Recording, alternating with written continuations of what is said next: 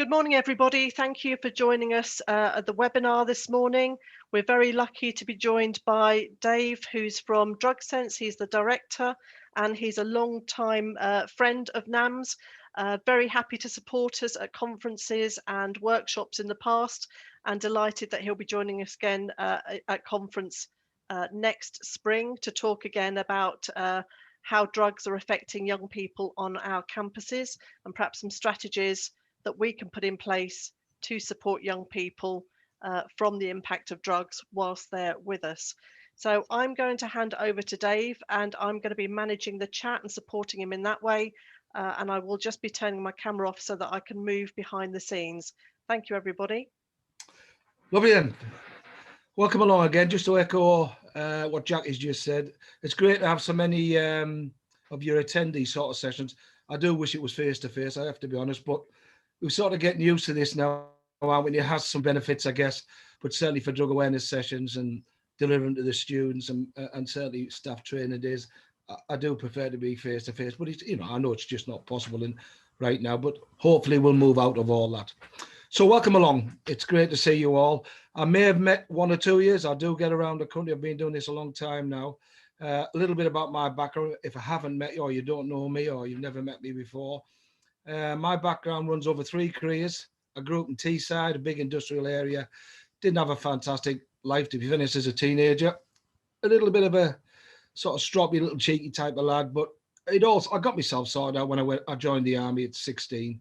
And I went in the Royal Signals, did a 2-year apprenticeship at Harrogate, Pennypot Lane, joined the Royal Signals, as a radio telegraphist, and then quickly, within that period of 2 years, transferred it to a role called Special Telegraphist, Spec Up, which basically is just signals intelligence, Morse code and all that kind of sneaky beaky stuff. I had a great career, I had a fantastic career. It straightened me out and I got focused and off I went. Not for everybody, but it worked for me. And from that led to a career naturally with GCHQ in signal and intelligence. I did 7 years with them nearly, and then the final career in the police. Did 2 years, just under 2 years in uniform, didn't really enjoy that, and then into specialist roles, covert work, surveillance teams, drug squads, and all that sort of thing. That brought me into contact with many, many people that have been destroyed and sucked into the world of drugs, and I've dealt with hundreds and hundreds of dealers. I've been put many of them away in prison. I've run lots of jobs all around the country with that. I've seen the destruction firsthand it brings. Since leaving the police, nearly 15 years, I've been traveling all over the country doing sessions for schools and colleges, student sessions, parental sessions, which I mentioned at the beginning. Just on that note, the parentals, as you'll see when we get on into this presentation, part of the whole process, it can't just be relied on schools and colleges to address these issues. Parents have to take a role in that. Can't just sit back and let everybody else do their job. So it's really important that parents, if given the opportunity, engage with any sessions that you can offer them. And I can tell you now, I haven't done them for many, many years. The benefits from engaging with the parents is immense for everybody. It provides a platform to be open and frank and to discuss things and to allow parents to be asked the right questions or the difficult questions. But it also provides, as I say, that balance between confidentiality and offering the support that often the sons and daughters will need whilst they're at college. So parents is a big part of all this. And I'll talk about other things shortly. So I know you've had my contact details put up. I think Jackie put them up, didn't she? There we go. So you've got them, but I'll mention them at the end. All I would say, if you want to go on the mailing list, if you're not already on my mailing list and you're happy, I don't send a lot of stuff. I'll send out updates on sort of current drug trends, any things that I think might help you, and sort of minimizing the risk of this happening on campus. So if you make a note of that and you drop me an email, that'll give me your email. I can add it onto the mailing list, and then you're on. If you want to come off, you just let me know and I'll take you off. Okay, then. These are the topics I'm going to try and cover. I know it was promoted as just an update on drugs, which I'm going to do, but there's a lot of areas in here I want to talk about, because over the lockdown, I've been working with a lot of colleges, a lot of pre-recorded sessions, a lot of sessions on Teams or Zoom. And some of the things that have been coming out, certainly with the top one there, number one, county lines, I know is an issue for a lot of you, particularly where you're based. I know West Sussex at the moment is having some problems. Devon's had some big, massive issues. So, in fact, most places in the country are not escaping the impact of county lines. So I want to give you a bit of an update, bang up to date with that. Things with social media, particularly Snapchat and Instagram, how that's influenced students, the update on the drugs, as I say, as well, and some strategies you can employ to minimise the impact of drugs on your campus. So we've got a bit to get through, but as I say, if we don't get to the end of this or run out of time, if you want to stay on and you can, then please do, and we can discuss anything specific you've got, or we can arrange to contact me later. I can do that. So let's get cracking on this then. Okay, so the county lines, what's the situation? Well, I think by now many of us will be aware of the term county lines, and maybe even had somebody in to come and talk about this. When I go in to talk to students about it, I try and be frank and honest with them without frightening them, because you've got to be, drugs education, whatever you put on the back of drugs education, has to be a practical. It has to be something the students engage with. They won't accept just this preach or one attitude approach. So it's all about engaging from the word you open your mouth. As soon as you open your mouth, engaging with them, and then trying to put over some clear messages I'll talk about later when we come on to the student sessions. But for county lines, the update generally really is at the moment is, yes, they're still travelling. They're still looking for hubs in your cities and towns, bases, term called cocoon, to set the networks up, and it's generally where somebody's there vulnerable, a drug user, heroin user, and they'll feed them with drugs, and they'll just use that as a base to go out and build the networks. And they're looking again for vulnerable kids. That's the sort of people they want. But even some of that's changed recently. It has worked, but the police, if the longer they stay in a base, if the police get aware and reports come in, then they get raided or locked up, and then they're gone. So they've got onto that, and they know the risks attached to that, and particularly in areas where they've got a proactive type police units. In the quieter places, that's maybe not so much happening, which is why they target them. But what has changed, and you can follow this up because I haven't got the time to go into all of it, but you can see here, this is a really good document. You can type in Google and get it. It's called Review of Drugs, and it's by a lady called Dame Carol Black, and that's just in the last couple of months. It's a really good update document, and it covers not just county lines, but lots of things, drug trends and other things. But in there, what I'll mention is the things that have changed really with county lines is a shift in a little bit of the tactics. They've gone back to what they did when I was on drug squads, which is the thing we used to call day tripping, where they'll come across and into an area from Liverpool, Manchester, where big cities, into a quiet area and try and get some business on that day, then disappear again. So they've still got the hubs in certain cities and towns. That's still going on. But they're also doing this day tripping now. I don't think that'll go on too much because obviously police look for ANPRs and read the registrations, but they're on board with that. They'll swap vehicles, get rental vehicles and all sorts. So they're looking at day trips. So they're coming in, one big hit, bang, and then out. But you've also got that going on where they have a base. On top of that, in relation to the targeting of individuals, what has come out of the report is generally it would have been 15 to 17-year-olds with no previous convictions, ideal. So they're not going to get stopped by the police, ideal candidates, not asking questions. And sometimes mainly males, I have to say, getting targeted. They'll do it either for money, reward, or for free drugs, or a bit of both. Some do it for status. They want to be part of that and they think they're cool and get sucked into it. But what's come out of the report is the shift towards females, again, within that age bracket. So that I've never seen mentioned for a long time. It's certainly generally males that would look to do it. So females are now becoming part of this specific targeting of individuals who they're sub-running and dealing for them. So that's something that was coming out. What else has come out is the saturation of certain big cities. So, for example, where I am, Teesside, there's been big dealer networks here for years. So to come over here and try and get a base and overtake these, you've got no chance. They'll wipe them out here. They're too well established. So when areas like Teesside, Liverpool, Manchester, other areas start to become saturated with individual county line deals, the marketplace gets too tight. So they'll start to shift the tactics out or they start to use more violence to enforce those tactics within those areas to drive other people out. So we've seen an increase in violence, and we've seen a shift in respect of how far they will travel to actually set up these networks, as you'll see very shortly. So it's out there, it's happening. There's a lot of information for this available on your local police website.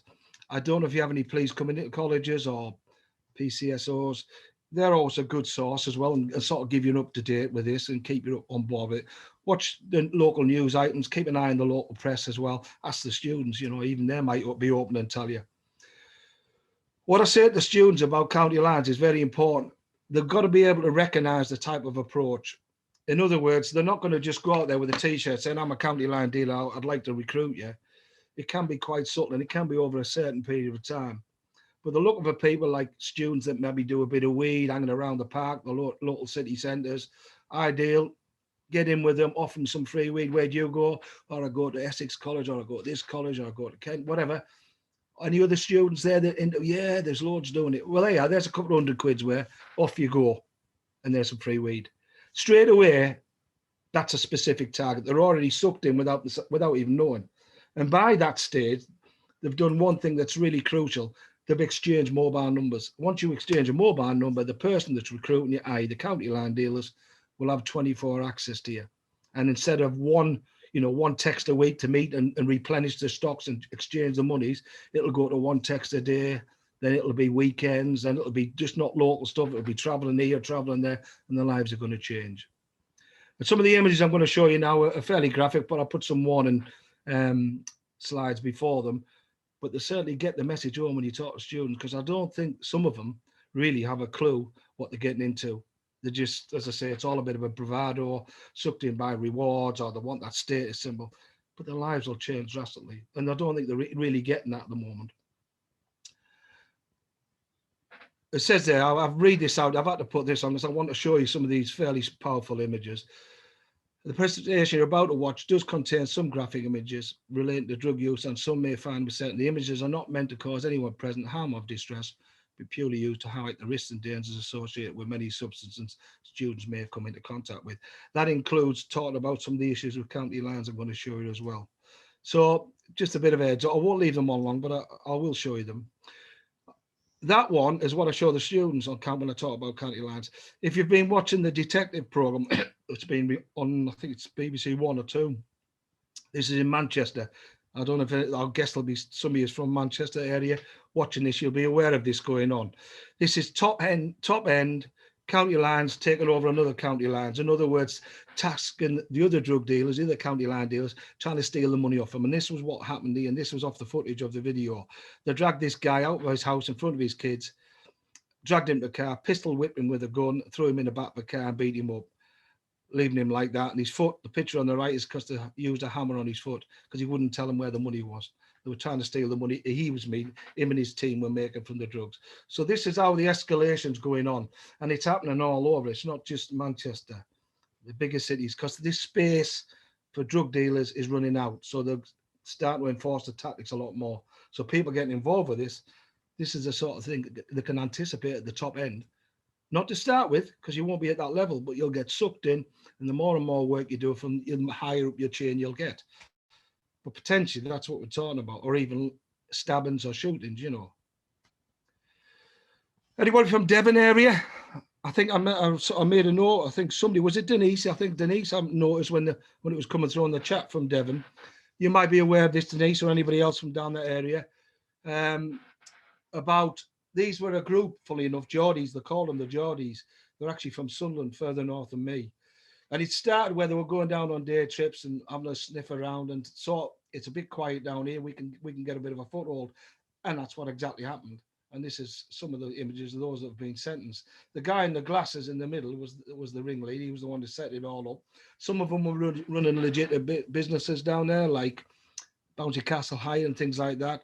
But potentially they were there looking for bases. Again, typical county lines, move in, use a bit of force, recruit local people, and off we go. So this is, as I say, and they're traveling from Sunderland. So you can see how extensive they will travel if they can find a loophole or a weaker part in the country where they can get a bit of a foothold themselves. That's the footage they took themselves of beating a kid up in I think it was Dawlish, that beating him up because he hadn't answered the text and he wasn't doing what he said he was going to do.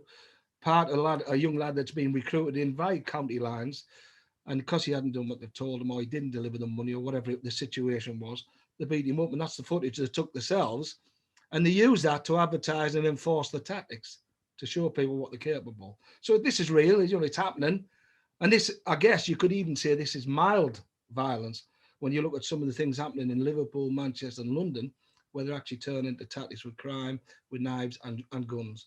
It is a place that young people do not want to get involved with, despite whatever rewards or whatever they're looking for, because their lives will change quick. So this is right now, it's happening, and they need to be aware of it.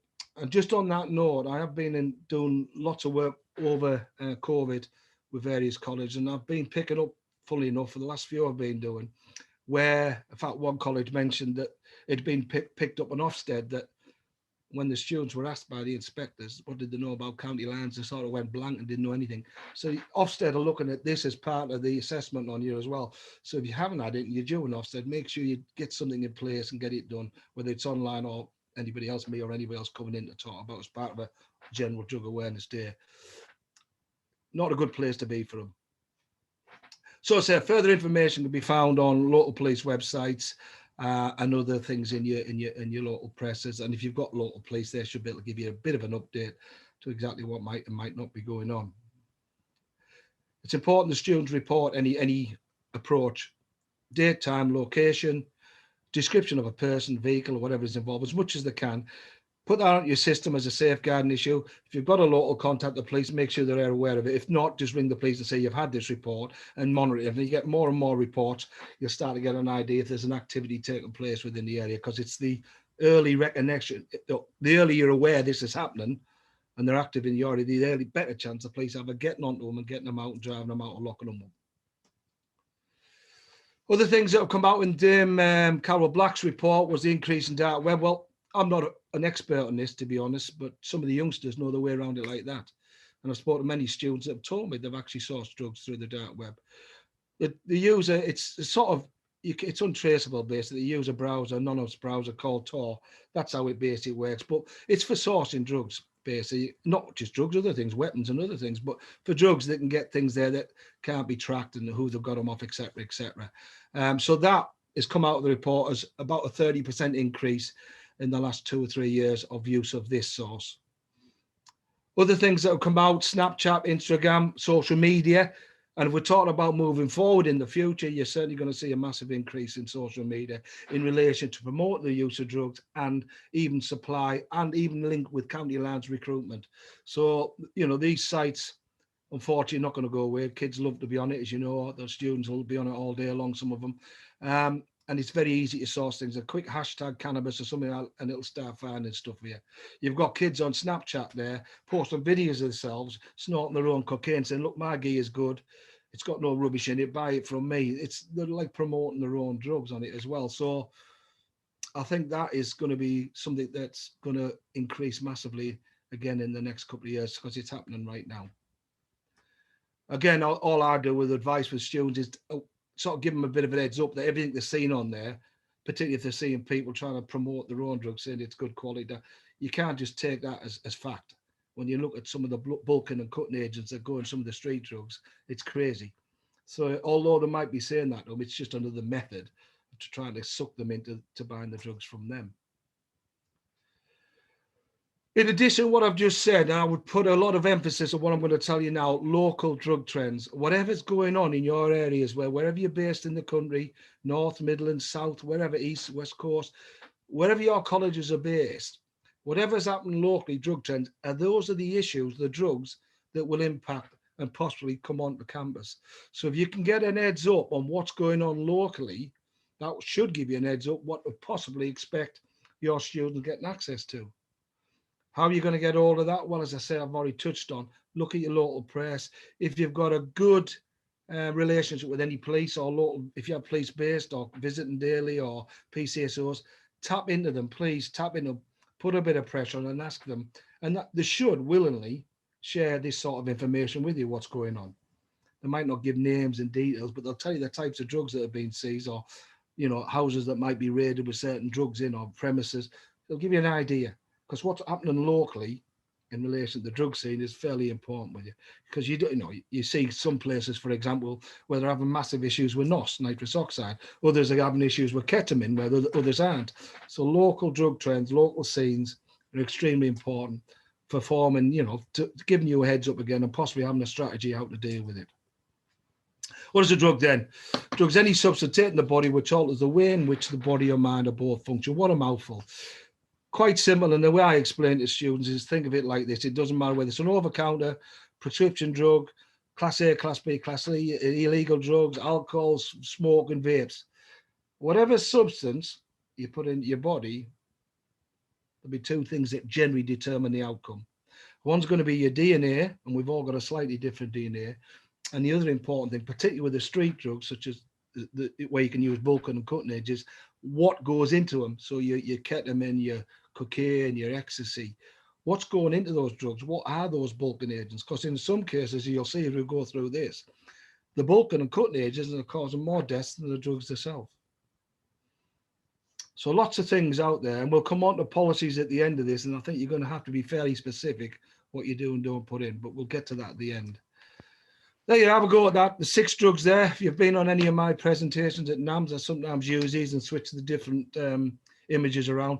Have a go, see if you can, if you're in a little group together, see if you can work out what them 6 drugs are. They're all common, all over the country, in every college in the country, I would suspect, will have these on site. Maybe not all of them, but certainly 1 or 2 of them. So have a quick look. I'll give you a minute or so to see if you can make a note of what they are, and then we'll quickly get on to talk about these. Dave, it's Jackie. Yeah. Just want to refer you to a question that's come through from, I can't read the name, Plamina, is it? On Instagram, when you promote something that's illegal, the platform takes it off. How come they have not responded to the drug promotion on Instagram? Thank you. I've no idea, but it's certainly, if you look on that report with Dave Carroll, that might be, I don't know when that was put on Instagram, that when they say they remove it off. Is it removed immediately? I don't know. I don't know. And if it's gone straight away, that might be after the report, if they utilize that. But you know, like a lot of things, like Facebook and other things, it takes a while before it actually comes off. And all they do is switch the tactics, how they promote things. So if that's happening, that's a great thing. If that is happening right now, that might limit that sort of issue. So it may well be pre the report. This report was done in February 2020. So that might, I don't know when Instagram have actually put that in place. So it might well be after this report. If that's the case, well, that's a good thing, because it's actually blocking that avenue then. So I hope that is the case, to be frank. Anyway, let's have a quick look at these. I don't know how you're all done. Number 1, if you've done it, if you've put cannabis, you're dead right. What we'll do, we'll skip through these. We'll tell you the names, and then we'll come back and talk a little bit more in depth about 1 or 2 of them. Top left, cannabis resin or hash. If you're any of them, you'll be fine. Sometimes it's called soap bar, block, hash, tack, Mary Jane's, lots of different names for that all over the country. And I'll come back to that and show you some samples very shortly. So that, if you put cannabis, great, no problem, you've got that right. That's 1 form out there, street drug, still a class B drug at the moment. Number 2, top right, I guess a lot of you will have seen these, whether it's on college or not, even if you've got dogs walking your dogs in your area, or you see them all over car parks everywhere now. Them little silver canisters, they're called widgets, whipping cream canisters. The stuff in it's called nitrous oxide, NOS, often referred to as hippie crack. Now ranked 2nd most recreational drug in the UK between the ages of 15 and 21. Go to any festival right now, it's the main drug that's used at every festival. I'm going to come back to all these. So if you've got any questions, you're firing questions in, which I can't say at the moment. But if you have, don't worry, because we're going to come back to these specifically, and we'll explore them a bit more, and we'll answer any questions then, and we'll have the time at the end, hopefully. Number 3, often a tricky one, this, because some people say, is it a liquid? Because of what the shape of it, it's not a liquid. It's a white powdered substance, but there's many white powdered substances out there. Typically dealt in these button bags, sealable bags. That's actual ketamine, but it could be cocaine, it could be amphetamine. There's lots of things that could go out there. Synthetic, legal highs, caffeine-based, there's lots of things. But that one is actually ketamine. As I say, we'll come back to ketamine. With bags, if you just on this note, why I talk about, so I don't forget, if you're ever dealing with an incident, or you're finding something after the students have been in a classroom, or you're working with them, or something drops out of a bag while you're with them, or any incident where you come across these bags. We're talking about these plastic button bags here. And the dealers all use these bags. Up there's that blue one there. They were all over Cambridge a couple of years ago with cannabis in. This one with skull and crossbones on. I don't know if you can see that. That was down in Leicester.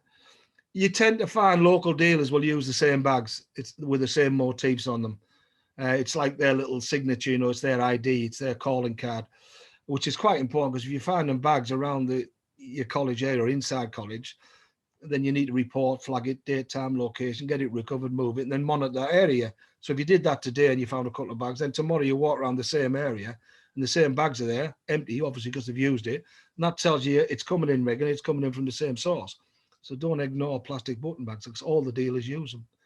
And that's what's in that one ketamine's in. It's, as I say, it's a white crystallized, so it feels a bit like sugar granules. It's not as smooth as cocaine, and it's not like amphetamine paste, because you can squeeze that, it sticks together. So that is ketamine. It's quite unique. And we'll talk about that later. Number 4, difficult one, this. Any ideas on this one? If you've put a synthetic cannabis, you'd be right. If you put NPS, you'd be right, because that's what they all have been reclassified as now.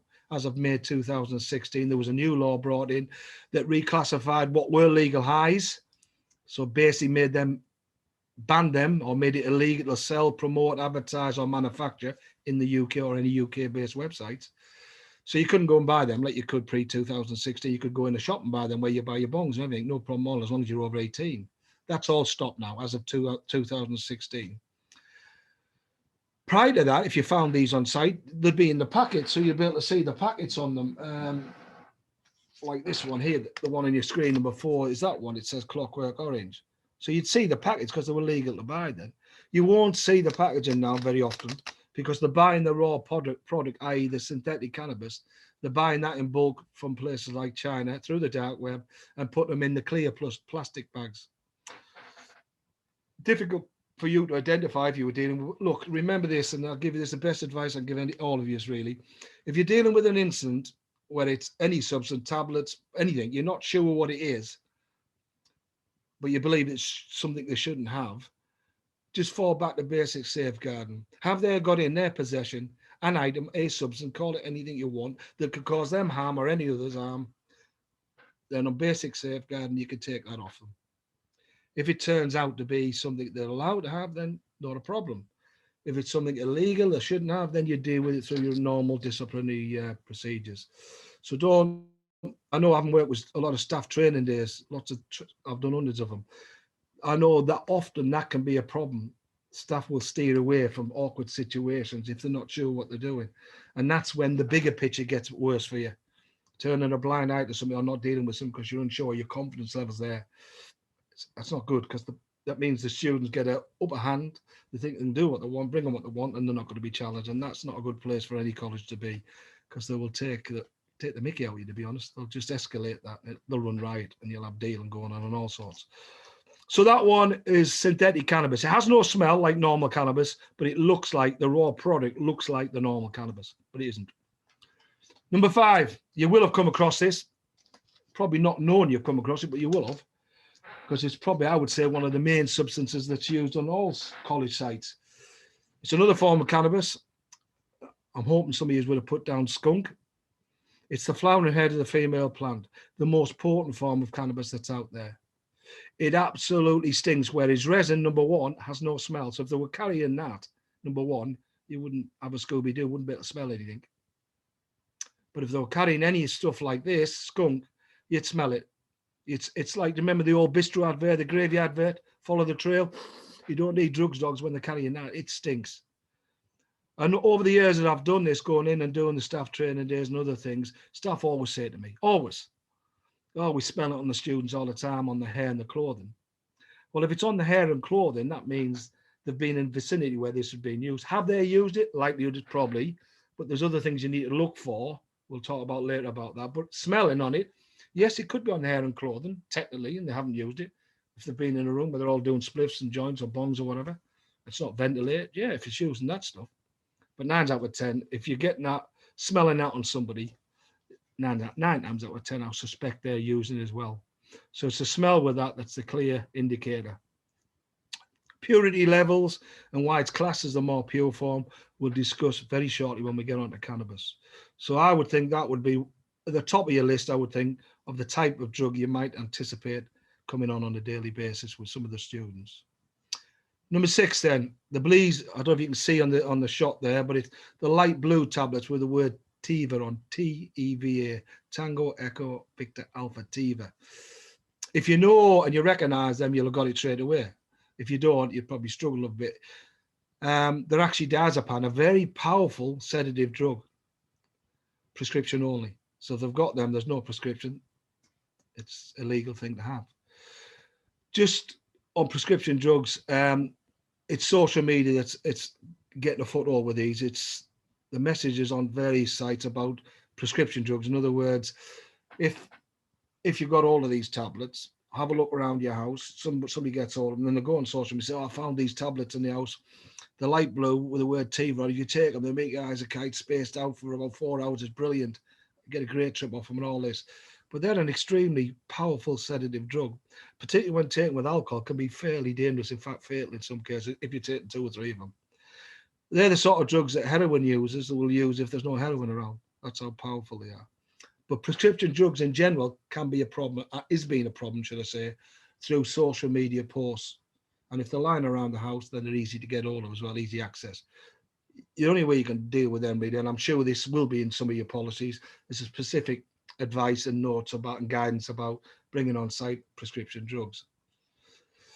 So that's on the increase a little bit, prescription drugs, and it's something you should be aware of, certainly if you're getting wind of 1 or 2 of these appearing on site. I'll give you a bonus point. In fact, I'll give you 5 bonus points if you can get this one.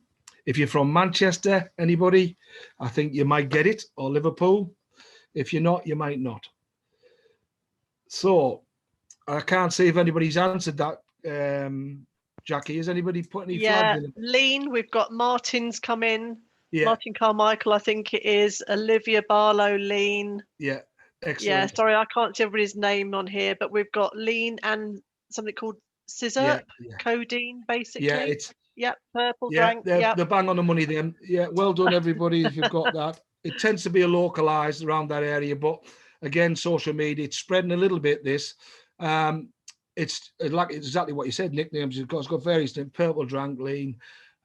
It's just using cough meds, any cough mixture, with lemonade to give it a fizzy drink. And what they generally do is mix it with codeine or cocodamol, which is a very powerful sedative drug as well. And they drink it like a fizzy drink, and it goes purple just the way it reacts. But that's a local issue. When I was telling you about the slide earlier, keep on board what local trends are. You guys that recognize this will know that was a local trend. So if you're on board, these are the sort of things, if it's locally happening, you can get on board with straight away. If you're stopping students coming in with cough medicine and bottles of Sprite and codeine, it's, you'd be asking questions, wouldn't you, if that was the case, a scenario unfolded. And again, social media is the big pusher of this. So local trends, again, that one specific to that area. And these tend to pop up all over the country. And if I get wind of them, which I've got a lot of contacts now, I'll just flag it out to everybody and say, look, be aware of this, if it comes up. Okay, let's have a look then. As we stand, model is about right. These are the top 5 recreational drugs that have been linked with ages 15 to 21. So the ages you've got within college. Cannabis still sits at the top, and it always will do. And then we'll work our way through all the way down to new trends emerging. So let's go through these in order. Cannabis, as I mentioned, they're the 2 types that you saw on the slide, skunk on the left, resin on the right. The one on the left, as I say, is the easy one to detect smell. The one on the right, no smell at all, unless they're burning it when they use it. And they're not going to do that in front of you. So literally, if you were walking through a corridor, you'd pick up on the one on the left, but not the one on the right. Without getting too heavy about this, because, and I'm going to be honest and frank, there's a lot of people, not just students, that use cannabis. And I've had some open and frank discussions with parents and teaching staff that said, look, I've used a bit, and some say I'm still using a bit. I'm not here to judge anybody just because I'm an ex-cop, and I haven't been in it for 15 years anyway. But I think there's a fairly strong acceptance of cannabis being a recreational drug. In other words, they don't perceive it as being any problem to them, any risk to them, or they're not dying from it. And yet, certainly with the youngsters, the students, they'd argue the case there's more issues with alcohol than there is with cannabis. And, there's a strong argument to say that. But the bottom line is, this is a Class B drug at the moment. Will it ever get legalised in the UK? I don't know. It may well be. There's a call for it. It may well happen. I don't know. But at the moment, it isn't. So as such, as an establishment, your college would have a hope this as a banned item in your college policies and the student agreements and other things. So they know, they should be aware. They shouldn't be bringing this on site or using it on site. Where I've seen problems with this, certainly with the college visits I've done, is particularly with those that are maybe running construction workshops, and they're saying, look, we have issues. We see them coming in, the smell of it, they look whacked out their head. We'll talk about physical signs. I mean, I have a dilemma whether I should be even letting them in under basic safeguard or not. Well, I always say, if you've got any concern at all, you don't let them in. But then if you don't let them in, where do these kids go? Back on the streets, vulnerable again to your county line deals or anything else might be going on. So there's a big dilemma, and I get it. I understand all that. So it's all about identifying those that might be into this in a big way rather than just a bit of casual use, and trying to address that as an issue. The skunk, as I say, is the most potent form. And when we talk about potency with cannabis, the two things that everybody, or you should be aware of maybe, are what we call active ingredients. And one's called THC, tetrahydrocannabinol. That's the psychotic component that works on the brain. And the other bit, CBD, cannabidiol, is the other one. And that's the stuff that gives you the muscle relaxant, the chilled out, the giggling and all that going on. You might have heard a lot about CBD with medicinal products now, cannabis, prescription cannabis, the CBD base with very little THC in. And the reason everybody's sort of moving away from THC other than the street cannabis is because THC really is the problem stuff, the psychotic stuff. Talking to students about this, it's got to be a little bit of a sort of, you can't shirk around it. You've got to be honest. You've got to talk and tell them exactly what's what with it. But I think you've got to have in the back of your mind that there's a likelihood that most students that come through sessions with me, I could be doing 6,000 a week over a full week. You might have 10% of that 6,600 might be using this regular on a daily basis. And it's trying to engage with them, pull them into the presentation, and trying to say to them, look, it's a choice. But if you're going to use it, and it is your choice, nobody's going to judge and say you're a bad person. But you can't come on site with it. You can't come under the influence on it. It is illegal at the moment. And more importantly, what is it doing to you? And I always steer the students, and it's a good resource for you to point them to as well. If they're still sitting on the fence or they just will not accept this has any issues at all. About 7 years ago, there was a really good video done, live trial, cannabis trial, it's called. So if you type in YouTube now, I think it's still available. John Snow, Jon Snow, the newsreader, live cannabis trial. That's what they did. They brought 6 people on under medical conditions, and they gave them skunk. They did blood pressure, heart rate, scans of the brain before and after. And you'll see later on, as I go through this, you'll see the results of that. So the arguments about does it affect the brain or it doesn't, I think, are exhausted now and being put to bed. But you'll still get people that will argue the case about this. And I don't think that's ever going to go away. So two distinct forms there. It's all grown on plants. It's a massive business, as you well might be aware. In fact, in UK now, we produce more to export than any other country in Europe now.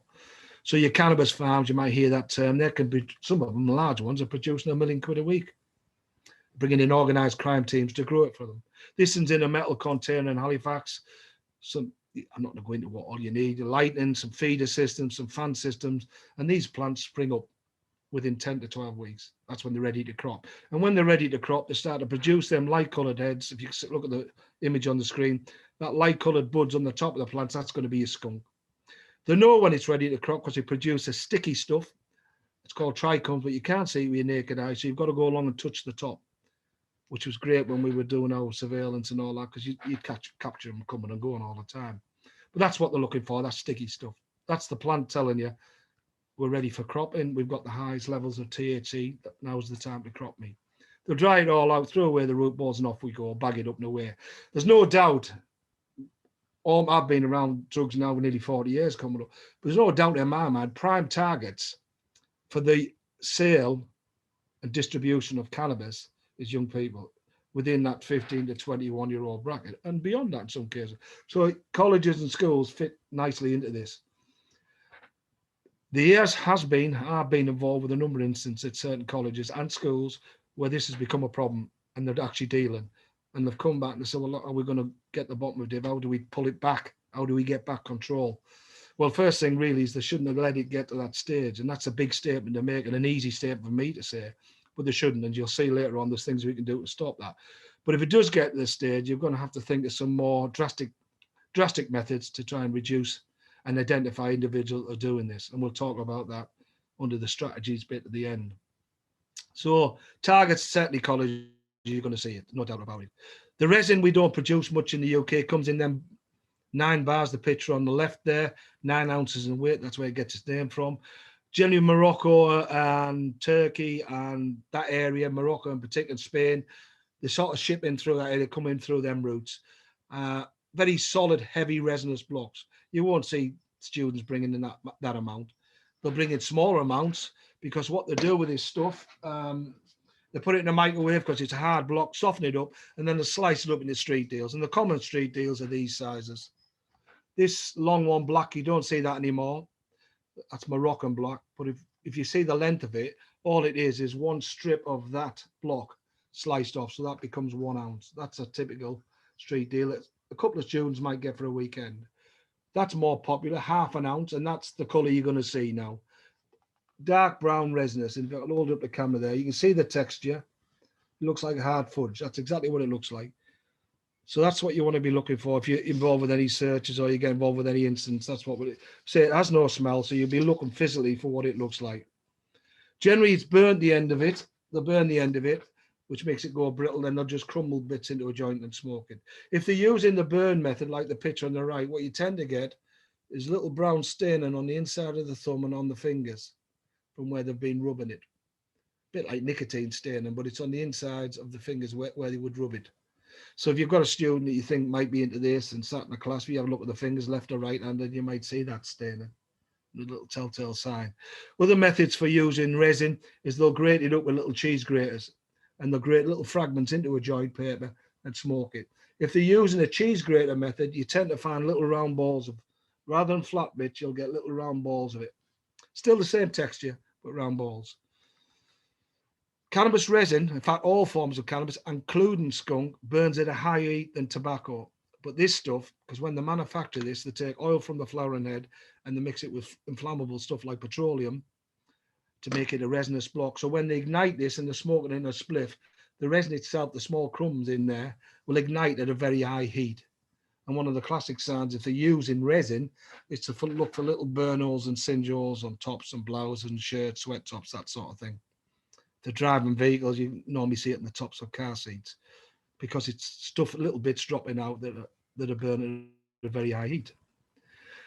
There we go, typical spliff. And you remember a lot of the thing I say with cannabis when I talk to parents is you've got to tread careful. No good jumping in 2 feet if you find a bit of weed in your son or daughter's bedroom or you become aware of it. Because a lot of kids, certainly younger ones, 14, 15, are playing around with this, just they're bored, filling that gap in their lives. As they're getting older into your age groups and a bit older, they might start getting a bit of a habit on it. But even then, a lot are still playing around with it. It's just filling a gap at the moment. That moment in time in their life, it's just a bit of boredom they're filling. They get focused and they get into whatever they want to do. Generally, they might, in most cases, leave this behind. The skunk's a bit more versatile, as you can see in your spliffs again, but you can go online. There's all sorts of menus for using skunk. If you fancy a jacket potato night or you fancy an omelette, there you go. It's all there for you. So it's big business. They say if you eat or you digest, should I say, cannabis, whether you're eating something, a cookie or a biscuit or eating in an omelette, whatever you're eating, or your space cakes, you get a longer lasting hit. It's not as intense as having a spliff, but it's longer lasting. It can last 2 to 3 hours. Whereas if you get a spliff, you're getting a hit near enough straight away from it. Dave, sorry, Dave, yeah. I've got a question for you from Helen Basnett. Hi, Helen. She's asking, do the drugs dogs detect cannabis resin? Yes, they will do, yeah. They will. Dogs could train at all forms of cannabis, yeah. Definitely find it if they've got it on them. So I'd have confidence in a dog finding it, definitely. But for you as a member of staff walking around, you wouldn't get any detection smell-wise as you would with a skunk. They're totally different creatures. but I would suspect skunk would be more abundant and more popular than the resin. It depends on cost and availability in your area as well.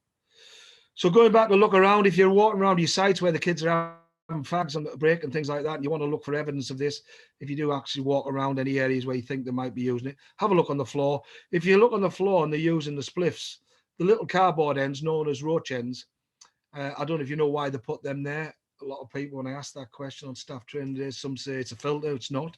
Some say it's to keep the spliff rigid.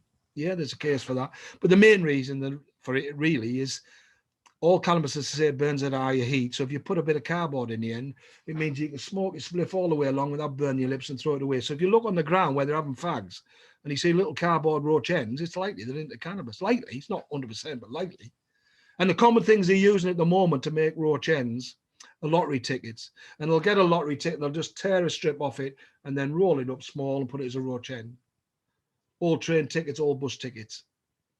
So if you're doing a simple, something happens and there was a search had to take place and you're part of that or an incident, and you see they've got on them lottery tickets, for example, or even train tickets with torn strips off, the likelihood is they might be into this and they're using it to put the roach ends in. So simple things like that can give you a bit of a heads up further down the line.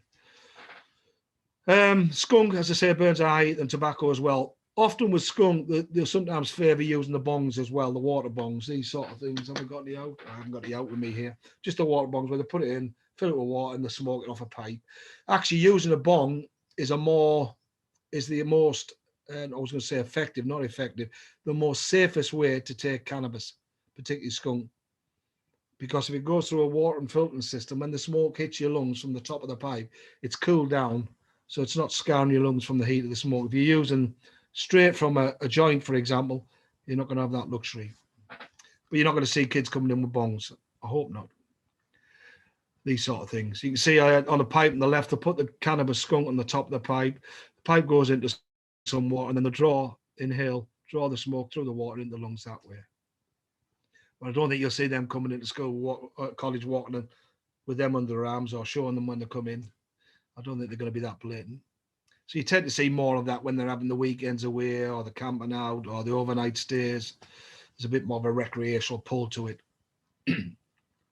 So what does it do to the brain? I don't want to go too in depth to this, but basically if you watch that YouTube link, you'll see all of this. It's really detailed and it puts to bed. So we're talking about them two active ingredients again, why we should keep this on the agenda.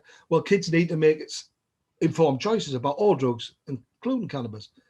And the fact of the matter is, yes, it might be cool with your mates, it might be trendy, it might be a bit of fun. There's not many people dying. I get all of that. But is it having an impact? Well, the answer to that is yes, unfortunately. And what it'll do is you'll see on the YouTube, that video they did, live video, if you have a joint and you smoke your joint, it's got THC in it, not the CBD, that goes up through your bloodstream, 15 seconds or so, it's going to hit your brain. The first part of your brain it hits is that thing that looks like an ear side on. It's called a salience network. And it disrupts it. And that salience network is actually your management system. When it allows you to plan, organize your day, every day of your life. As you're young and your teens, that's still developing, which is why you see a lot of depression linked with use of cannabis in the teens, because the brain, particularly that area, is still developing. And that's the bit it's targeting every time you smoke with THC in. Later down the line, the disruption, obviously, of planning and organizing. If you've ever seen anybody whacked out the red or you've been whacked out the red yourself on it, there's no way you would describe that person as being in a position to manage and plan themselves that day or in that moment, because they want to cuddle you and kiss you and all that going on. Then we know why. What makes that happen? What triggers it is this disruption of this salience network. Long-term use, and it's whether you actually buy into the reports and the evidence that's available. Mental health, schizophrenia, linked with long-term uses and regular uses. Probably somebody that's into sort of addictive use, daily use now, not just casual. They're all common links with it. And I've worked with lots of professionals over the years that I would really class as professional, particularly in mental health, and they're all over it all the time. So that's why it's on the agenda. And when I do what I call it, the student drug awareness induction program, I go into colleges, and the start of every, when your first termers come in, as they're part of the induction, they'll have some time with me, an hour or so, and we'll talk about the risks and dangers of lots of drugs. We'll talk about all of this. and use the opportunity to talk about other things as well. What's expected of them on the site, what the policies are, what they should and shouldn't be doing. But getting this across, I've done it a lot of years now. As I say, it's that engagement and it's that ability to do it without preaching. And that's the secret, I think, with all drugs education, particularly with cannabis.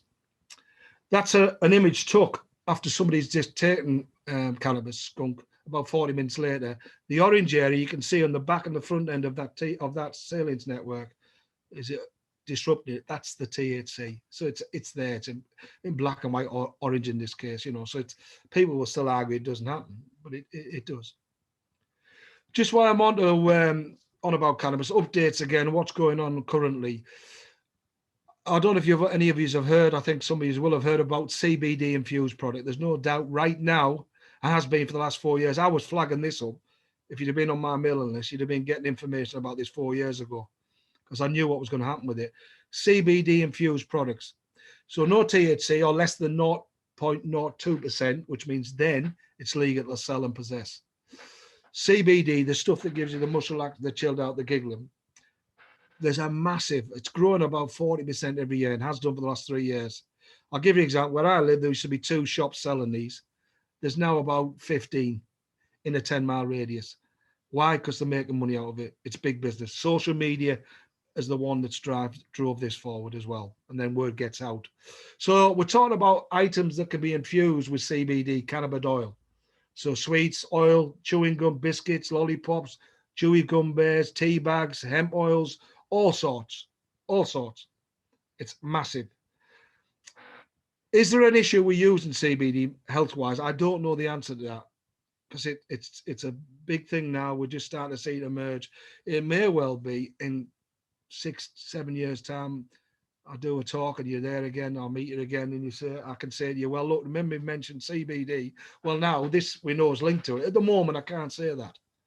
All I can tell you, CBD in medicinal cannabis is proving a massive hit, and I've got no qualms whatsoever with that. No THC, CBD. If it's helping somebody with MS or any other issues, then I'm all for it. Better quality of life with no THC in. So these commercial products are not medicinal products, so they can sell these. Because if you sell them medicinal products, they have to go through quite a strict assessment, and you only get them on prescription after assessment. These you can buy off the shelf, and they're all over the place. As I say, big business.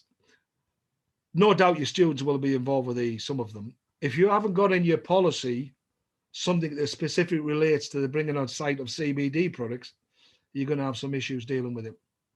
And I've had one just recently over lockdown where somebody's mentioned this from a college where it was a problem. So when we get back later on at the end of this about policies, if I don't mention it, come back to me and remind me about these, because you need something specific in there.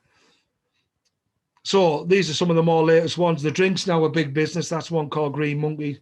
Big business. It's a fizzy drink. All of the products, it doesn't matter what they are. Like, I'll show you some more common ones. This one here, these are called CB shots. You put them under the tongue.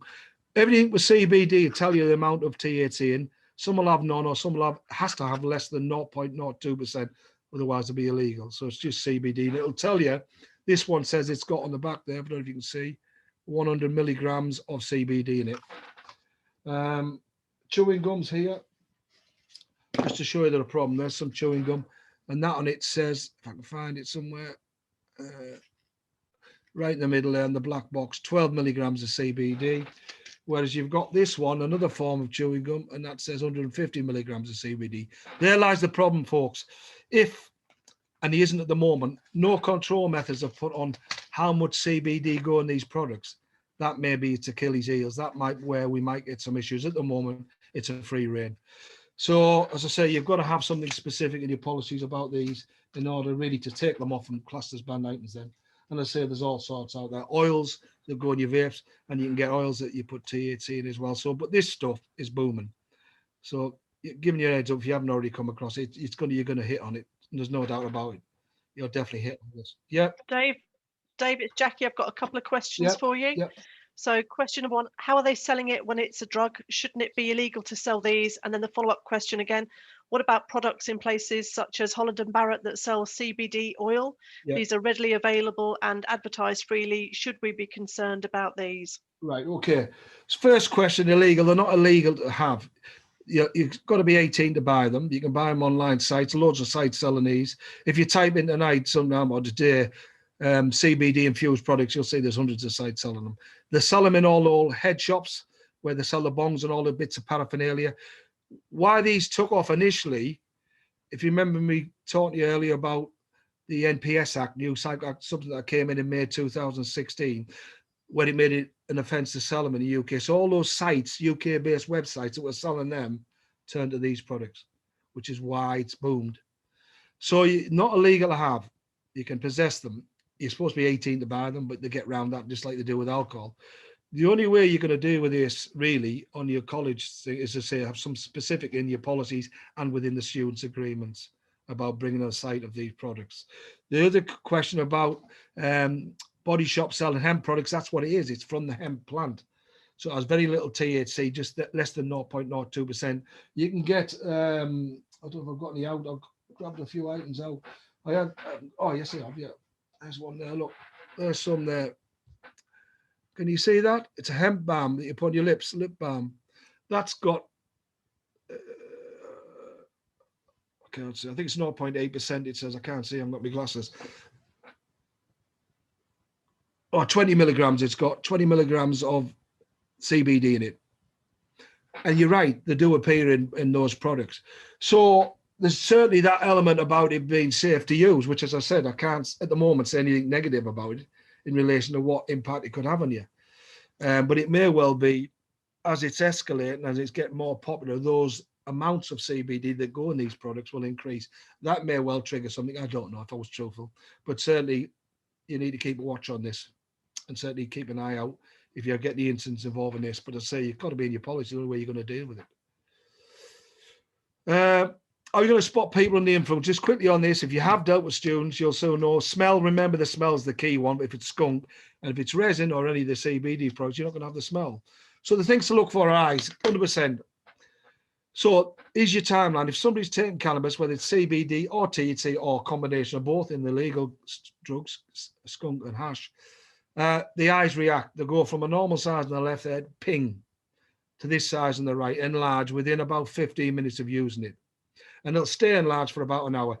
Reason that's probably going to be quite important. If you're dealing with an incident or suspected student in the influence, and let's say it's just after a dinner break and they come in, the eyes are up, they've had it within 15 minutes, or certainly within an hour, rather. If their eyes have gone up, they've had it within that hour period. So they can't say, well, I had some at the weekend and it's Tuesday afternoon after lunch. It's just they're lying to you. So that gives you a specific timeline to deal with it.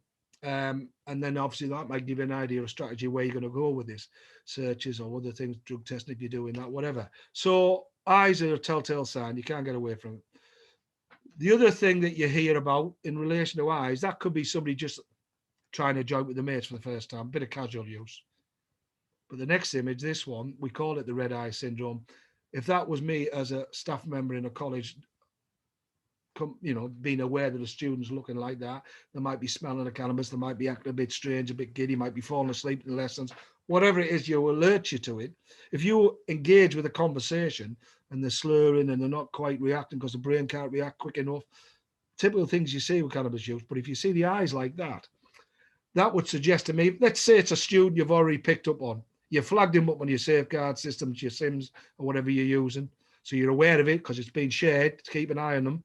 And they come in looking like that on a Monday morning. That would suggest to me, having had that previous information, that we might have a guy here or a girl that's not just got a casual habit, somebody that's got fairly heavy habit. Because when you see those red lines like that, that's indicative of a fairly heavy habit, a very heavy habit. So you'd need to react to that fairly quickly, I suspect. And then we'll talk about how we do signposts and what you should be doing that later if we get time. Quickly now, because I've just checked my phone and we've sort of hours gone before I even realised it. So if you're okay to stay, please do, because there's a lot more I want to talk about, to be honest. So if you can hang on, please do. The bags I've mentioned, don't ignore them. Date, time, location, monitor it, and then see what's happening. If you're getting the same bags coming in, same designs, you've got somebody either bringing drugs into a deal on campus or it's coming in from the same source locally and the students are bringing it in. Grinders, nothing else they're used for other than cannabis. Having said that, that's not an actual accurate statement. I know of people that mentioned they've used it for grinding up garlic, for example, in cooking. Well, it might be the case. I've never seen many students using garlic, to be honest. I've had students tell me they've got them to use grind up boilies they use for carp fishing, which could be legitimate. But if you had an incident and you were dealing with that paraphernalia, just open it up, these grinders, have a look inside, look at the teeth, smell it. It'll tell you probably what it's been used for. And I say 9 times out of 10 linked with cannabis use. Can you take them off them? Yes, you can. But you're only able to take them off them if you've actually got a policy and the students are aware that they can't bring those on site. And if it's in your policy, and generally it's a couple of lines that says they're bringing on site of drugs, then it'll say at the bottom of that, wherever you're going to put it in your policy, bringing on site also of any associated paraphernalia would be classed as banned items. Why? Then you put in something like, we don't want to be seen to be promoting the use of drugs on site, which is why we don't want these on. So providing all that's done, no problem. But like anything else, if you're dealing with an incident, you try and take these items off a student and get very attached to them, the personal items, they can get aggressive, violent. If that's the case, well, let them walk away, just report and deal with it when they come in next time. So any violence or anything with drugs or anything, just let them go or get the police if it's depending on what it is. But don't get the situation where it becomes, a challenge with you and them purely just you're trying to take one of these off them. There's other ways to deal with that. Quickly on these, we've run out of time as normal, but these are big business. If you type in covert stash jars, how are they getting drugs on site, students? Well, again, social medias, they're all over this at the moment. These have been big business for years. Items that look like the real thing, Pepsi bottles, Lynx bottles, can of Coke, can of Fanta, whatever it is, all designed to either open at the top, the middle, or the bottom with a concealed compartment. Put in as much as you want and then bring in. And if you got involved in the search, unless you were aware of these, you'd probably miss them. So these are how they're actually getting in quite a lot of stuff, particularly if they're involved with dealing or supplying drugs on site. Put one of them in your rucksack and you wouldn't have a Scooby-Doo if you were pulled aside or searched. Well, you would now, but that's what's been missing with a lot of the searching. They just hadn't realised these were about. Nitrous oxide, you'll see lots of this, ranked second most recreational drug. Just an update on with this, it's still at the moment classed as an NPS. So there are banned items they shouldn't be bringing on site. It may well change because actually it's not a psychoactive substance. And that's where some of the cases that have gone to court have fell down, particularly with supply offences. But just keep it simple. They are using it, but it's not the sort of drug they're going to come on and use on site, for example. More linked to downtime on a weekend or clubs or festivals. 2 ways to take it, generally in a balloon, inhale it, the gas goes through your bloodstream, hits your brain, and it starves your brain of oxygen very briefly, giving you a light-headed sensation. Nothing sexy, doesn't last very long, which is why when they use the balloon method, they tend to do it too quickly. They're chasing that sensation. That can result in people passing out and fainting because the brain's being starved of oxygen and it doesn't get time to recover. If you see these items on site, the widgets, then if it's a specific area, if it's not linked to outside use and people throwing them in over a fence, then if you're fairly happy it's from inside the campus, it's your students, then you need to get a grip of that. Sort the area out, monitor it, and see what's going on with it. Other items you might come across are these things on the bottom right. These are called crackers. Look like little metal things, often get mixed up for mag lights, that sort of thing. It's not a mag light because if you look closely there, you'll see 2 holes. That silver thing's a stud.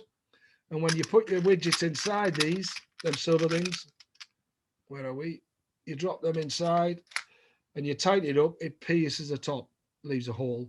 That releases the gas through them 2 holes, and they'll either put a balloon on or, which is the more dangerous part, they'll fire it straight in the mouth. If you put gas into your mouth using the cracker method, it's a lot more dangerous than the balloon method because when it comes out of this method, the nitrous oxide is a lot colder than it is from a balloon method. And there's a valve at the back of the throat, it's called a vulgar valve, and it causes that valve to go into shock and spasm. And that can bring on, in a lot of cases, epileptic attacks, and in some cases, heart attacks. So good practical advice is really don't use that method. And there's lots of it about, as I say. Policy, students' agreements, make sure they're aware they can't bring that on or use it on site. That's all you can do. MDMA, ecstasy, for me, the most dangerous drug out there by a million miles. There's three forms: tablets, powders, and crystallized version.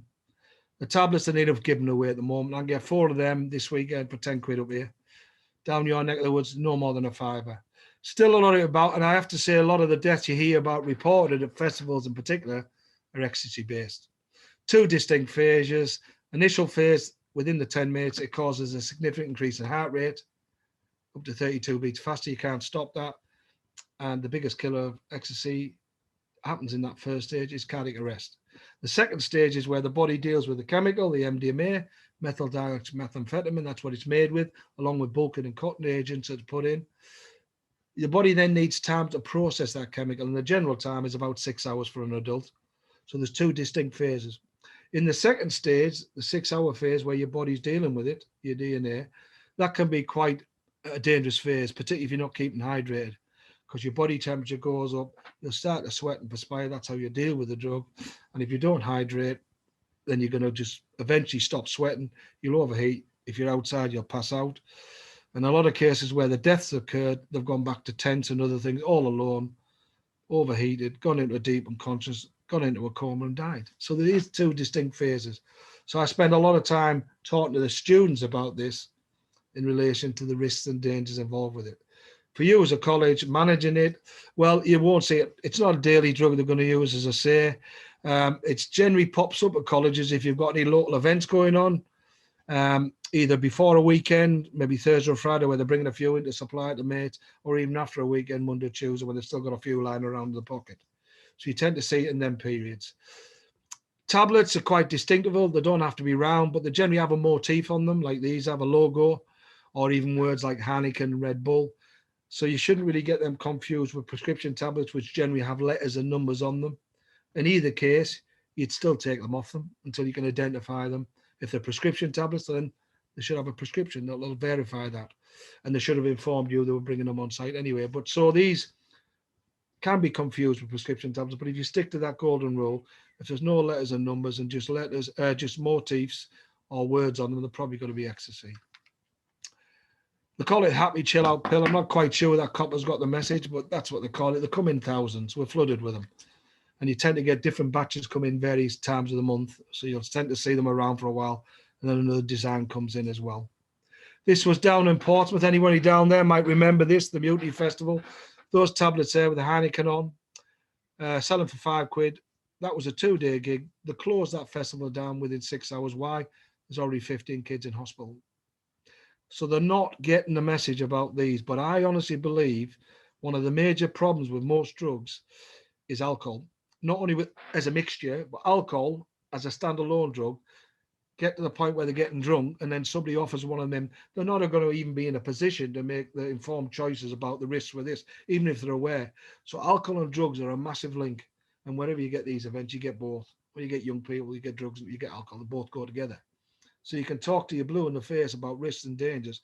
But if they're the type of kids that just get hammered on alcohol, they're likely to do anything in that moment of time. And that's something I focus on when I talk to them.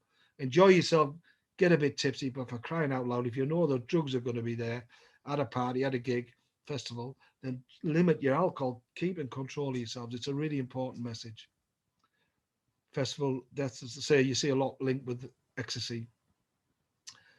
Another one, he collapsed when the police arrived, went to his mate's tent, carried his mate out dead, and he collapsed. They only took 1 tablet each. It happens all the time with ecstasy. It does my head in when I read about it. Such a dangerous drug, yet, as I say, it keeps happening. Single ecstasy tablet, doesn't even look like the same person. Alcohol involved, yes. Party, house party, been drinking, took a tablet, collapsed, got to hospital, went into a coma, lost her speech, and everybody understands she's getting a lot better now, but it doesn't even look like the same girl. All for the sake of something that's £5 or less. It seems crazy, doesn't it, in the daylight of day? But kids, young kids will, like a lot of young kids, push the boundaries, want to experiment and do all them sort of things. The other form, so we've got tablets, there's a powder form of ecstasy, and there's this stuff called Mandy and Molly, a crystallized version. Again, it's only in pockets around the country, this way it's widely available. In other places, very difficult to get hold of. So you don't see a lot of this everywhere, but it tends to be the more potent form of ecstasy. So it's very dangerous stuff, Mandy and Molly. It looks like that, large sugar granules, and has a slightly brown texture to it in most cases. What can they do? Pointing towards this If they're out and about, the advice is if you know there's a festival coming up and your students are going off onto a summer break, or you know somebody's locally Easter time or whatever, remind them if they're going to get hold of anything or be offered any drug, for crying out loud, please use these drug testing stations. Most festivals have got these on site. It's a company called The Loop that's providing these, and they're doing a great job. And you can take your stuff in, no cops about, they'll give them a bag of whatever you've got, and all these fancy machines will test it, come back in half an hour, 45 minutes, and they'll give you a printout what's in that substance. It'll tell you the purity levels, it'll tell you what it's bulked and cut with, and then they'll say to you, in our opinion, it's too dangerous to take. In most cases, the kids say, just destroy it then. Others have it back and don't destroy it, but take smaller amounts, which again in itself is at least they're making some effort to limit the risks. So these are really important. I would think most festivals in the next couple of years will have to have these on site, otherwise I won't be given a license to run a festival. So they're really good. And it's the company called The Loop. So if they follow The Loop on Twitter as well, when they go to these gigs, they're doing a great job on Twitter, because anything dodgy that comes in, they photograph it and they tweet it out. They say to them, look, if you get offered this Route 66 ecstasy tablet, for example, don't take it. We've just tested it, So it's like an early warning system. So use the drug testing site and follow them on Twitter. That's really good advice you can give them if they're going to take anything. Ketamine, good news is it's disappearing. Why? Well, the big link with ketamine that was being proven over the last 8 years is issues with the bladder. It rots the bladder. And what's happening, kids are going on site now, posting images of themselves saying, look, it's true. It's not the government scaremongering. It's happened to me. And if you did a Google search tonight and put in link between your bladder and ketamine, you'll see lots of images like this. So this has really been a productive way of getting that message out. So that's why ketamine in a lot of areas now is slowly disappearing. I know it's still available and popular in some areas still, but as time goes, and it may well be this drug goes altogether, purely based on we know the outcome of it if it's regular use.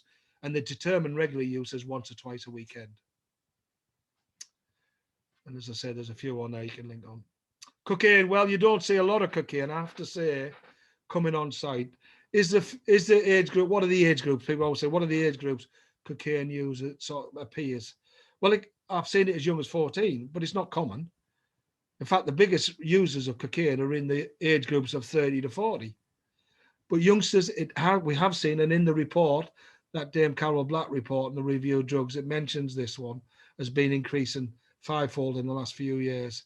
And it puts in the ages under 30 as well. So it fits some of your ages, your student. If they can get hold of it, it's so predominant now. It's seen a little bit like cannabis as a social recreational drug. Not many people dying on all this carry on. It's a very powerful addictive substance. And the biggest problem with a lot of cocaine, if you're offered a bag, and it varies in prices, anything from 40 quid to 100 odd quid a gram. That's a gram in front of you. If you're going to take that, what's going to happen? What's in it? You don't know. So your DNA and what's in it, those two big questions, you won't have a Scooby-Doo with this one, but yet people will do it. Generally snorted. If you're snorting it, you're not going to know what cutting agents are in. And with cocaine, it starts at the top level, and they use stuff like this, lidocaine and benzocaine, to bulk it up. Then it'll move down to another layer of dealers. They'll put their bits in, and again and again. So it could have been cut 3 or 4 times before it reaches you on the street as a bag. So you don't know what's in it. Could have been cut 3 or 4 times. At street level, one of the common ones it's cut with is a stuff called levamisole. That's what vets use to treat horses and cattle for internal worms and parasites. They tend to use that at street level. That's what killed that girl, trainee nurse. Not the cocaine, the cutting agent, levamisole. So they've got to take in, if you're talking about drugs or using drugs, you've got to have an understanding there's a risk attached to it. You can't get away from that, which is why those testing stations are really valuable for things like this. Advance warning. This is a girl who only took 1 line of cocaine, and you can see the impact it's had on her. So yeah, can people have issues or reactions? Of course they can. How many deaths is there with cocaine? Well, it's on the increase. I haven't got the figures for that. To be fair, I tried to look up this morning, and I couldn't find any reliable ones. Certainly not as high as something like ecstasy, but it's on the increase. And if you look at the report, it says on the increase fivefold. Generally with cocaine, the biggest death tends to be because when you take cocaine and alcohol, it produces stuff called cocethylene. And it's where the alcohol's mixed with the alcohol through your liver, and your liver starts to produce this cocethylene to try and deal with it. That can cause respiratory problems, heart failure, and liver issues. So the deaths tend to be heart-related because when you snort cocaine up your nose, which is the general way you do it, all these little blood vessels inside your septum area here on the picture on the right, as soon as the coke hits that, they'll constrict. That's the way it reacts. And it's the same inside your heart. So it gets into your system, the main arteries of your heart constrict. That causes your heart to go into overdrive to pump the blood through these narrow arteries. Now, heart attack's a common thing with it. The more you use it, particularly with the nose, and because these little blood vessels are shutting down and constricting, if you get a heavy habit, they'll die off. And if you take any oxygenated blood away from any skin area, including your nose, the air around your nose dies off. Holes in your nose. That's a 15-year-old on the left, and over 18 months, now nearly 17, that's what happened. The one on the left, those scabs, is caused by the bulking agent. The one in the middle, now because of his habits, quite heavy, those blood vessels are dying away, and then we end up with holes in the nose. You don't hear people talking about that. It's not cool to talk about holes in your noses or having heart rate, flutters in the night time or bleeding noses. You don't hear that on social media or even with groups of lads or girls talking about it. She's a good example of where it can go wrong. If you look at the top picture there, I don't know if you know this, Westwood. She was a big EastEnders star. And if you look at her life story, briefly in these 6 pictures, top left 16, she was dabbling, as she says, a little bit with cannabis. Got focused, getting in acting, getting in a model, life changed. Top right, 21, she lands the job in EastEnders, that soap series. Couldn't be better. Earning loads of money. 2 weeks after arrival in London, a mate's offering her cocaine. Didn't like it, was burning her nose, stinging like a lot of people. But 10 weeks later, she's fully addicted, spending 500 quid a week. And then it takes you through a series of a life where she just comes off it for a while and goes on it. She has her nose rebuilt and again. And bottom right, 38, it's, she just tells a story where she can't beat it. So it might be a recreational drug and portrayed as something kids play around with, but there's some serious implications if it gets hold of you. Legalise and bring you up to date with this one. It's all changed as of 2016. And the big thing that you need to reflect in your policies, if it's not in there, is this stuff or this word new psychoactive substance, which came into force in May 2016. It banned the legalise, but what emerged from all of this under the header, if you like, NPS, the big one that emerged was synthetic cannabis. Spice and other products, and not just Spice out there, there's about 50 or 60 different other brands. Synthetic cannabis, plant material that's been sprayed with chemicals to mimic what the real THC and CBD does in cannabis. So you need something in your policy about NPSs. They call it the zombie drug. It's a powerful drug. Go around any major cities, you might have seen this yourself, and you've seen these kids sparked out looking like zombies. Tends to be this stuff. I have to say, in my experiences, I don't see a lot of spice in compared with the normal cannabis, street cannabis. Spice, I can tell you, is linked more to the levels of those that were at high level addiction with heroin are using this. Those that are homeless, vulnerable people are getting sucked in on the streets. So it's linked to more that side of things. But it could well appear. I know 1 or 2 occasions it has come on site. But the worrying thing is it is getting more popular. They're generally buying this now, as I say, through the dark web, and then it's getting sold in just plain bags as traditionally any drug would on the streets. Xanax, you might have heard of. Again, this is causing some big alarm bells. Linked to kids a lot younger than yours. There's blue ones and there's white ones. The blue ones you don't see a lot of, but the white ones, the blocks you do. Prescription drug, you should only have a prescription. So if they're found with this, they should be able to tell you they've got a prescription for it. Given to people for severe anxiety, sleeping disorders, it's a very powerful sedative drug that should never be really mixed with alcohol. There are 250 deaths and probably a few more now. I know, I would hazard a guess, anyway, strong guess, that the deaths have been caused because they've taken it with alcohol. And when you take Xanax with alcohol, it affects your respiratory system again. Heart failure is a common thing. So it's out there. There's some dodgy ones out. If there's the block one, that's what it should look like. There's a lot of fake ones out there as well. I'm aware of green and red ones in the last 3 months that have been found. If it's fake, you can look at it. You can see the word Xanax isn't very clear. And if you found a fake tablet, ecstasy or these, and you run your fingers around the edges, it'll start to crumble away. We've mentioned them. We've mentioned that. And we've mentioned cocodamol and codeine being linked with a lean. So I don't need to go into that. What else have we got? Let's have a look. The PowerPoint's decided to lock up.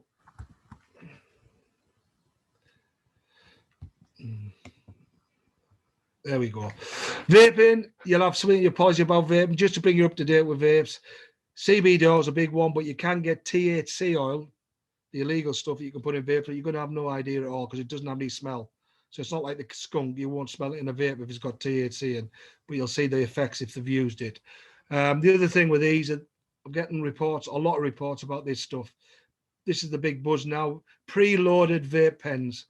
So you get about 200 puffs out of that. CBD again, so legal to possess and legal to buy. But if you've seen these, the empty cartridges around the college or area, that's what they're bringing on site. They're getting hold of that. And that's sort of one of the more popular ones now at the moment. So preloaded cartridges with CBD in. The news with all vaping really is because it's an oil-based substance is the impact it has on your lungs. Just like if you smoke cigarettes, the nicotine would absorb into your lungs and attack your lung linings. We now know, and it's coming out of America, that use of vapes, because it's oil-based, the small particles of the oil that you inhale through the smoke is attaching themselves to lungs and causing lung infections, in some cases death. So all that's emerging right now, and I think you're going to hear a lot more about the issues with vaping. Right, strategies, because this I think is quite important. I want to go through the staff training. Well, it makes sense. Staff training should be a priority. And if you're a senior manager watching this, please, if you can, put some side aside, whether it's me, you, or anybody else, get your staff up to date. I run a number of sessions from a full day level 1 course for your safeguarding teams, particularly your key staff, right down to CPD sessions, an hour and 15. But it gives them an update of what's going out there. And where it's gone wrong in colleges that I've been involved with over the years is because staff are either haven't got the knowledge or have got lacking in confidence to actually challenge and identify individuals that might be involved with drugs. So it's a big process, this, and particularly where you've had colleges that have amalgamated 3 or 4 sites come together, it's an ideal time to get a common thrust, some common practices put in place so you all know where you're working from. And it's an ideal time to realign your policies as well. So don't shirk on your staff because they're your eyes and ears of your college. Students is a big one for me because of the induction weeks. It doesn't have to be induction week, but I work and I go along. I might do 4 a day, an hour, hour 15, depending on what you can allocate. Really important for me because I get face-to-face if I can. If I can't, I have to do other means. But certainly face-to-face sessions, I can engage with them. I can get over the message about the risks and dangers. I can also highlight what's expected of them, what's in your policy, what says this can and can't do. So get rid of all those grey areas and make sure every student that comes through that, if they're first year students, will spend the time through your college knowing exactly what they should and shouldn't be doing. So there'll be no excuses if they're caught saying, oh, I didn't know I could do this or I couldn't do that. And more importantly, I'm giving them good practical advice I think will stay with them for the rest of their life in relation to about the risks with drugs. So that's quite important. Just want to point you out to the bottom there. There's a document there called Taking the Hit. I don't know if you've had a chance to see this. I mentioned this a couple of years ago at one of the NAMS presentations. Taking the Hit, it's called. You can see there. Taking the Hit, spelled with an N. Taking. Taking the Hit.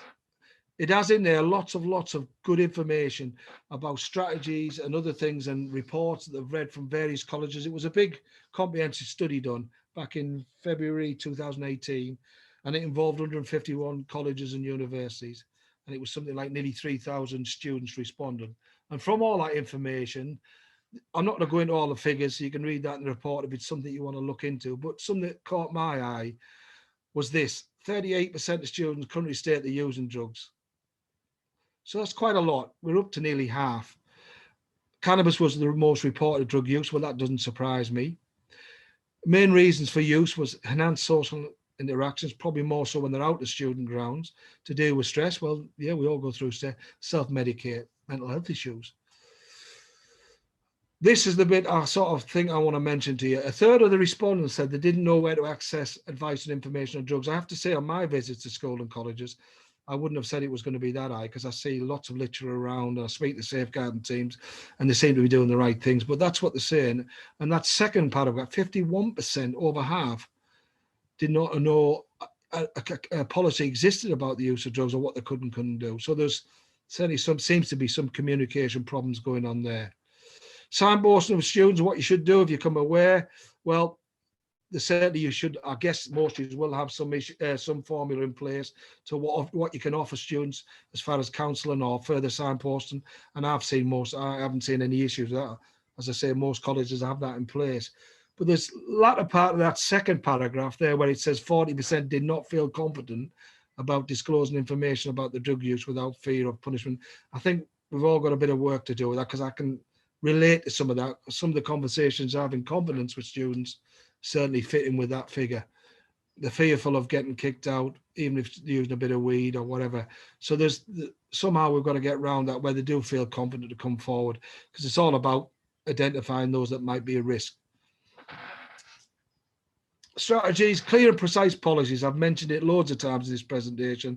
So if you're involved with policies, and certainly you can contact me later and I can give a bit more advice on that. It's got to be precise in relay, and it's got to be consistent. So if you're running a number of sites or various campuses involved now in one group, they've got to reflect all of them. You can't have one different to the other. You need some consistency, as do you with the student agreements or contracts, whatever you're given. That's got to be consistent. And how you deal with things has got to be consistent. Can't give some leeway one instant and change your mind at another campus for another one. So you've got to have that strategy in place, and it's got to be in black and white. Your policies are your backbone for dealing with and managing any incidents, really. So, you need, and they should be updated regular. And some of the ones I see are okay, some are very good and some are not so good. Confidential lines, you can point them to. The Frank line's always been available. It's okay. But that Young Minds one's a really good one for cannabis use. So if you're becoming aware a student comes forward and it's cannabis, link them to that, point them to that video about YouTube, John Snow Live Cannabis Trial. And then if it's still an issue and they've got the confidence to come back and you need to escalate, at least you've got the ball rolling and you've identified it, which is what it's all about. Finally, in the last picture, again, what do you do if you can't? You've tried every strategy, you've got all the right things in place, but you know there's an increase in drugs use coming on site. How do you pull it back? Well, as a last resort, I guess, because a lot of people wouldn't want to go down this route, drug testing could be an option. And rather than me rabbit on about that now, if that's a scenario you're in now, then come back to me and I'll tell you all about this, because it is a very effective tool to use, non-intrusive, very rapid tested, easy to train up on, and very simple to introduce within your policies. But as I say, there's got to be some proportionality to this, and most, if you do this, it's because you're trying to resolve a major problem, really, to be honest, or provide a deterrent, because the numbers and the information coming in as drugs are increasing. So if that's the scenario and you're in that position now, please do come back to me. We can have a chat about that as well. So I'll always run over time. I also apologize. We were 10 minutes late start, but I did sort of want to try and leave half an hour. But let's try and answer any questions if you're still there, Jackie, and let's see if we can. Yeah. So I've got a question from Dave. From Roger. Dave, what's your opinion on the link between drugs and knife crime? Massive. Certainly in the bigger inner cities, knife crime and gun crime, Roger, I would say definitely. It comes back to that fact I was telling you, where it's starting to become crowded in some of the bigger inner cities, where some of these major criminals, some of these county line dealers and major criminals in those areas are fighting for that space. So they've got to increase the level of crime and put the fear into them so people, walk across them. And certainly if you're stabbing kids or shooting kids, then that's a big fear factor. So yeah, it's certainly a factor that's mentioned in that report as being something that's significant and certainly on the increase. And as I say, for basic county line inputs to students, they might not realize it because it'll be low level stuff to start with. But if they get into playing with the big boys, then that's something they're going to have to look at. That's an issue for them. And that's why I always say, please, please, please, don't be tempted to get sucked into these county line dealers. So I hope that answers your question, Rog. Any more questions out there? I'm very mindful of the time, but I'm also mindful that we have still over 50 people online. I'm happy to stay as long as I want. As I say, as long as you are, Jackie, I don't know. It's up to them. So there's another question here from Martin. Are edibles still on the scene? We had a surge in Surrey, but seems to have quietened down. Edibles, Martin, you're talking about LSD-laced stuff, or you're talking about edibles linked to CBD? If it's the LSD stuff, it is in small pockets. But as a general term, LSD, you don't hear too much of it now. I certainly don't hear many reports of it. And it tends to be pocket areas, so it could well be in your area, but it wouldn't be a major drug that you would see sort of linked with something like cannabis. It wouldn't be on the same level as that. But if it's in your area, like I said, local trends, it's something you have to put within the strategy, and staff need to be aware of that. But you don't see a lot of it if it's LSD generally across the country now. If it's CBD edibles, such as munchies, such as chocolate, such as cakes, definitely on the increase. As I said earlier, 40% growth on that each on year for the last 3 years. Dave, another question. How would you promote your sessions to parents? And that's from Plamena. Hope I'm pronouncing that correctly. Yeah, well, parent sessions, really how it works is generally you would contact me, you'd set the link up, whether it's on Teams, which I think it would be, or Zoom, with a date and time. And I normally ask for an hour and a half to 2 hours. And that seems a long time, but trust me, it flies. But there's a lot of things that I cover with parents in relation to promoting, working with the college, providing that platform of assurance and confidence that they can approach it. Because look, everybody in any community, if this is going to work, in other words, if you're going to minimize the risk of drugs on communities and colleges, then everybody in that community has to work together. So it means parents have to have the confidence to pick a phone and say, look, our Billy, I found some weed in his room. Would you please keep an eye on him and let me know if you're seeing any issues your end? So it flags it up to you. You can circulate that through your safeguard and monitor that, and then report back. And by each working together, if Billy's habit with cannabis is becoming a problem, then we've got a starting point where we can sit down with the parents included and your teams and say, right, open this up. What can we do to help? How can we support you? And work together. And 9 times out of 10, using that sort of strategy, you resolve it. Because as I say, cannabis, it can be a lot of dabbling phase. There is some that get into the addictive issues, but that becomes a serious issue. So you have to escalate how you deal with that. And it's all about not stigmatizing anybody, the student or the parents, or judging any. It's about you as a college providing that safety net for them and that assurance and working together. And then not only will that pay you big dividends with drugs, it will pay you dividends right across the board for any other issues.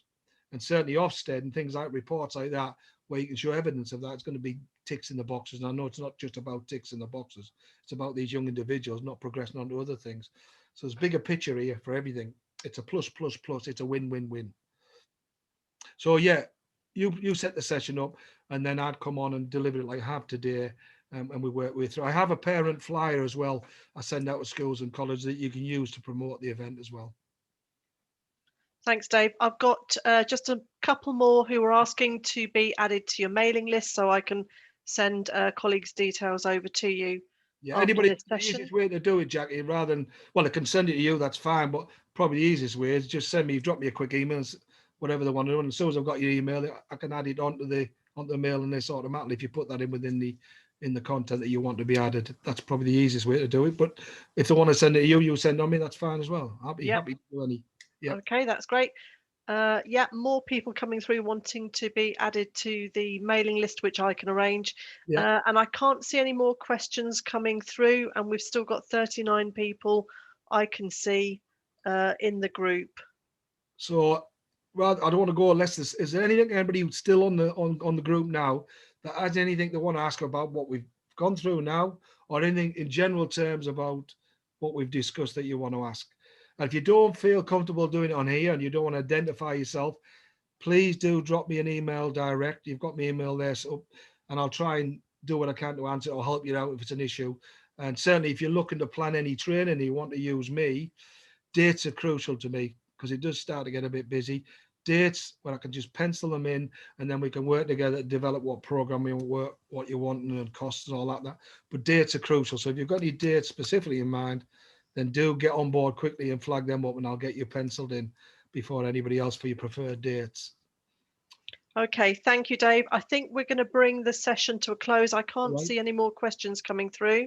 Right. I'm going to stop the recording now. Please continue to add your details to the chat if that's what you would like to do.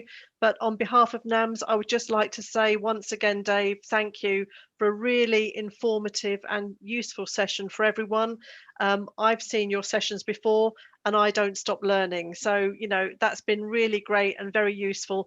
And I'm sure we'll be seeing you again, as I mentioned at the start of the session, at the NAMS conference again in March next year. Lovely. So I'm going to stop the recording. Thank you all very much.